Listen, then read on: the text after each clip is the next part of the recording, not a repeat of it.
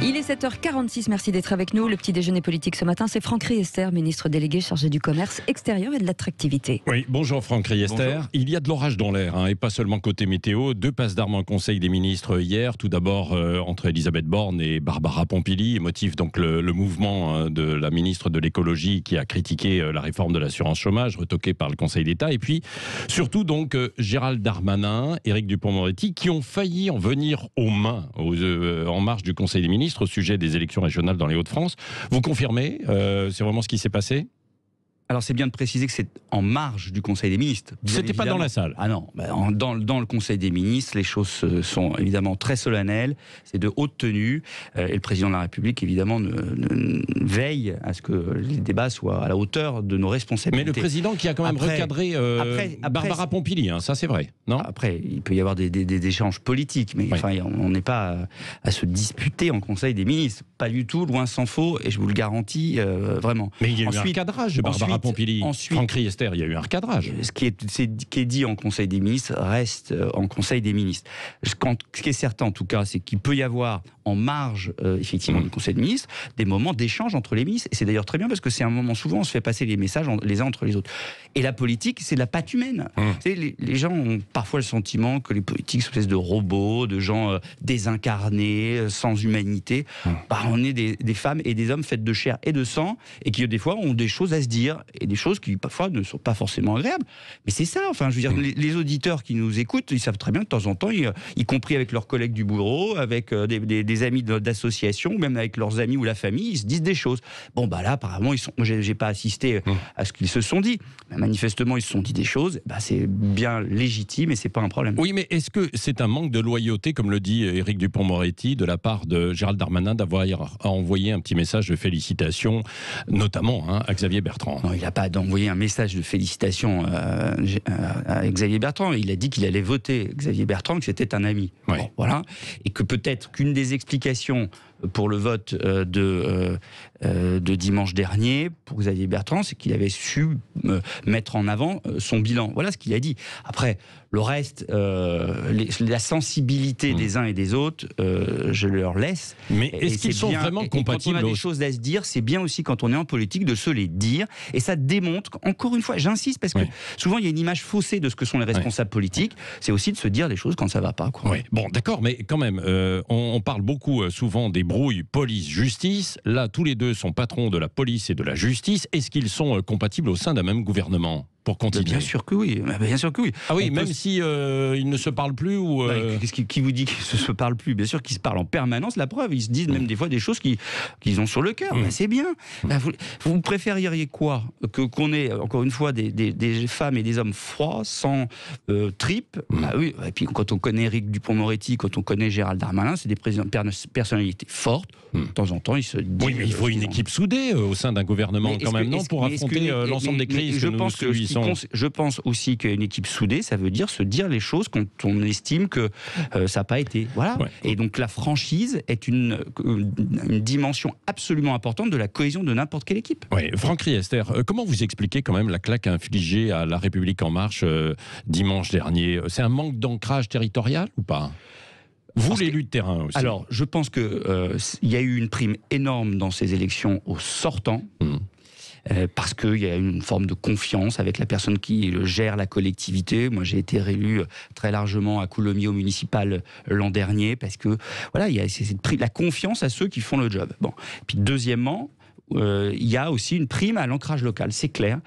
Parce qu'à un moment où nos compatriotes ne comprennent pas forcément tous les enjeux de ce type d'élection, et d'ailleurs il faudra se poser la question des compétences des départements et la compétence des régions, et la concomitance de 2 élections pour des collectivités différentes ne contribue pas, à mon sens, à la clarté du débat et contribue justement à la confusion. Si on sépare les 2 scrutins, déjà il n'y avait pas beaucoup de monde pour les 2 scrutins. Et donc je pense que la connaissance de la personnalité pour qui l'on vote, le fait presque de la toucher depuis des années, contribue à inciter les gens à voter pour elle. Et donc, je pense vraiment que cette donnée de primo sortant, prime à l'ancrage local, est une des données du scrutin.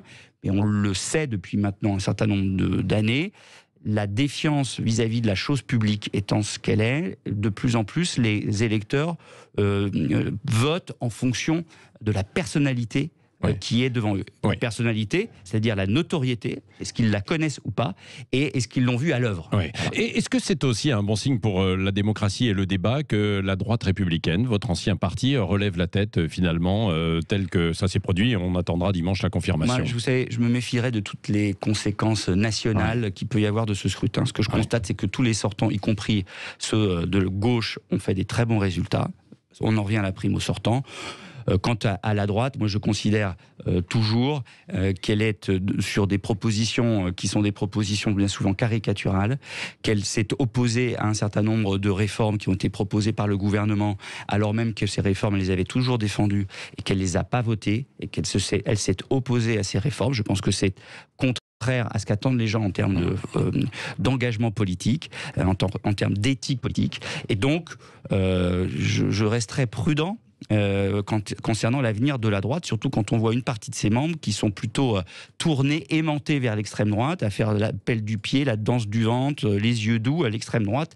Je crois que ça, c'est dangereux et c'est en contradiction avec tout ce qui est l'histoire de la droite.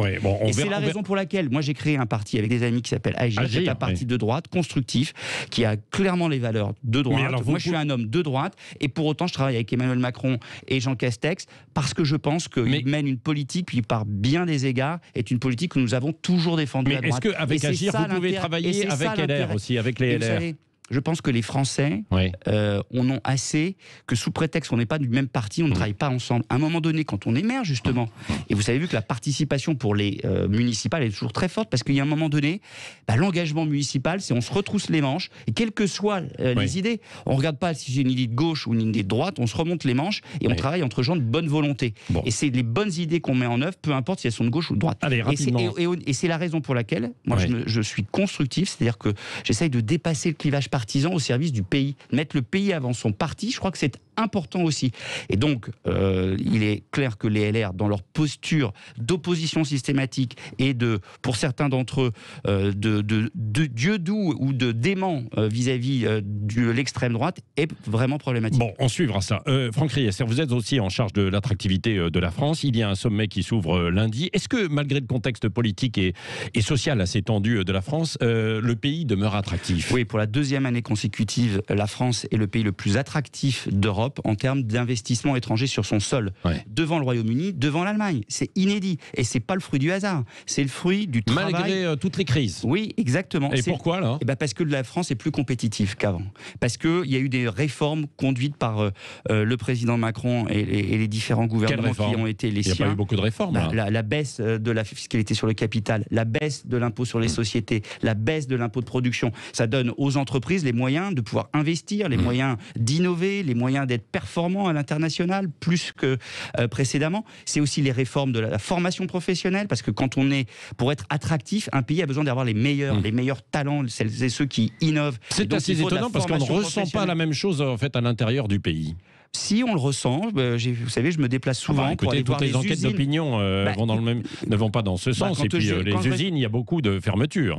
Il y a aussi beaucoup d'ouvertures et beaucoup d'investissements. Justement, encore une fois, en nombre d'investissements étrangers sur son sol, la France est le premier pays en Europe en termes d'emploi, en termes d'investissement industriel. Et donc, moi, je me déplace dans les différents territoires et je vais voir des inaugurations d'usines d'entreprises françaises ou d'usines d'investisseurs étrangers qui viennent investir en France. Et les chefs d'entreprise, y compris des PME et ETI, vous disent tous qu'effectivement, il y a eu des décisions qui contribuent à améliorer leur compétitivité. Le fait aussi d'assouplir les négociations dans les entreprises, de rapprocher les discussions sociales du terrain, le fait de limiter les démarches administratives pour les entreprises. Il y a encore beaucoup à faire, on est bien d'accord. Mais tout ça, ça va dans le sens de l'amélioration de la compétitivité et donc de l'attractivité du pays. Et d'ailleurs, il y a un grand danger. Il y a un grand danger dans ces élections régionales. Parce que si le Front National passe en PACA, ou dans d'autres régions, je pense aux Hauts-de-France, là, les régions deviendront des épouvantails pour les investisseurs étrangers. Oui, mais là, dans les Hauts-de-France, a priori, c'est pas le Rassemblement National, c'est plutôt la gauche qui pourrait menacer Valérie Pécresse. Alors, j'ai dit l'Île-de-France ? Oui, non, vous avez dit l'Île-de-France aussi. pardon. Oui. Alors, j'ai cru que j'ai dit les Hauts-de-France. Ah, les Hauts-de-France, ou pardon, alors peut-être que j'ai mal compris. Oui. Et donc, en Île-de-France, il y a un sujet aussi. Alors, ça, c'est pas le Front National, c'est le sujet de la gauche bigarrée, avec véritablement des risques qu'une partie de cette gauche qui a des problèmes avec les valeurs de la République, c'est pas moi qui le dis, c'est Anne Hidalgo, et qui est favorable à la décroissance, effectivement, de mettre des politiques en place qui seraient des politiques graves en termes d'attractivité. Vous soutenez Valérie Pécresse, hein ? Non, moi je soutiens Laurent Saint-Martin, parce que Laurent Saint-Martin a un projet... Ah oui, mais si vous soutenez Laurent Saint-Martin, il peut provoquer la défaite de Valérie Pécresse, je pense que Valérie Pécresse est largement en avance, qu'il n'y a pas de risque pour Valérie Pécresse, et que donc je souhaite que Laurent Saint-Martin et ses équipes, que je soutiens, puissent être représentés à la région pour que cette politique très forte de défense de l'attractivité, de la compétitivité du pays soit représentée au sein de l'Assemblée régionale. Oui, et le Rassemblement national est un danger pour ça, pour l'attractivité de la France. Mais bien sûr que ça serait un danger. Pourquoi ? Parce que vous imaginez en termes d'image pour un investisseur étranger d'avoir une région gérée par l'extrême droite. Regardez les politiques qui ont été conduites dans les mairies qui sont gérées par l'extrême droite. Elles sont à l'opposé de ce qu'il faut faire en termes d'attractivité. Regardez l'attractivité. L'attractivité, c'est la compétitivité des entreprises, mais c'est aussi l'image du territoire. Et l'image du territoire, ça passe aussi par une offre culturelle. On a vu dans les... et ça c'est vrai notamment pour PACA, qui est une grande région de festivals, quand les collectivités sont gérées par l'extrême droite, souvent les associations culturelles, les offres culturelles sont réduites d'une façon très importante.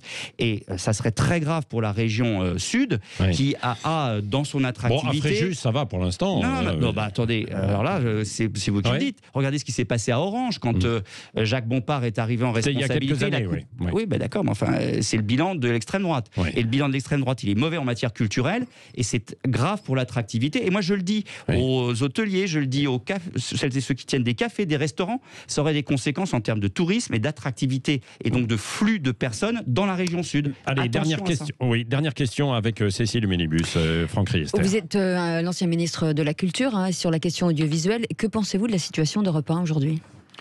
Écoutez, moi je n'ai pas à m'immiscer dans la vie des rédactions, dans la vie des entreprises de médias. Ce qui compte, c'est la liberté de la presse, c'est la liberté des journalistes, leur indépendance. Et je crois qu'il y a aujourd'hui dans notre législation tous les moyens pour les journalistes ou pour celles et ceux qui ont le sentiment de ne pas valider la nouvelle ligne éditoriale, de pouvoir partir de la rédaction ou partir de l'entreprise. D'accord, donc ça veut dire qu'Europe 1 a le choix, la possibilité de faire son choix sur une ligne éditoriale. La ligne éditoriale appartient au rédacteur en chef ou à celles et ceux qui sont en charge de la ligne éditoriale. C'est sûrement pas politique de définir la ligne éditoriale de médias. Et donc, aujourd'hui, on a des garde-fous dans notre droit, des garde-fous en termes de propos tenus dans les médias, c'est la loi qui l'encadre, éventuellement d'équilibre, de parité, de pluralisme qui est garanti par le CSA. Et donc, on voit bien que notre législation permet de garantir la liberté de la presse, l'indépendance de la presse, et donc ensuite il peut y avoir ici ou là des désaccords. Charge à celles et ceux qui sont concernés de prendre les décisions qui s'imposent. Merci Franck Riester, ministre délégué chargé du commerce extérieur et de l'attractivité.